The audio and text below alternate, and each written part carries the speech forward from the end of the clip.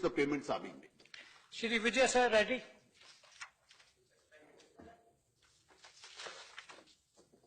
See, in the case of American, particularly credit cards, American Express credit card, see the shops and establishment, they ask for extra charges and then collect from the customers. This is a unique feature which is only which American Express bank card is resorting to. Whereas other credit cards, Visa or MasterCard, they won't charge anything, a commercial establishment won't charge anything from the customers. Whereas merchant discounting charges, which are offered by the establishment, commercial establishment from which we make the purchases, that is shared by the bank as the bank which issues the card, and as well as by the service provider like Visa and MasterCard. Has the government got any plans to prevent the malpractices or the practice which is detrimental to the interest of the people, which is being resorted to by American Express card? Thank you.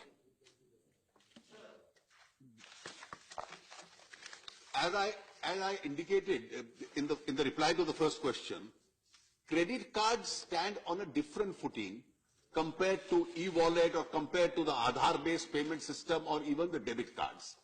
The reason being that various credit card companies, besides offering a credit for a certain period of time, because you make the payment 30 days of some certain amount of weeks later, also start offering additional facilities. Now they, on the strength of their facilities, decide as to what the charge is to be made.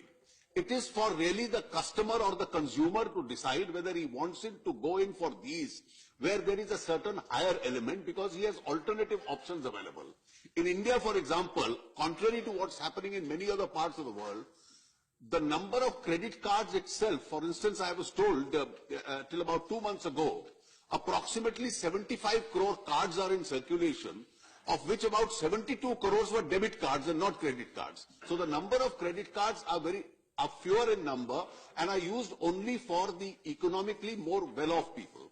Now those people also have a choice as to what is the kind of facilities they want, and therefore discard the ones which are charging a higher amount, because at the end of the day the amount has to be paid really by the merchant through whom we transact, and the merchant tries to impose that charge in some cases, as you mentioned, on the customer itself. So it's the market forces which will decide as to what methodology is to be followed, because now some of the newer technologies which are being offered are absolutely charge-free. And therefore, when that charge-free offer is available to the customer itself, then the customer has the option in a market economy really to go in for the cheaper instruments rather than go in for something which will cost him greater money.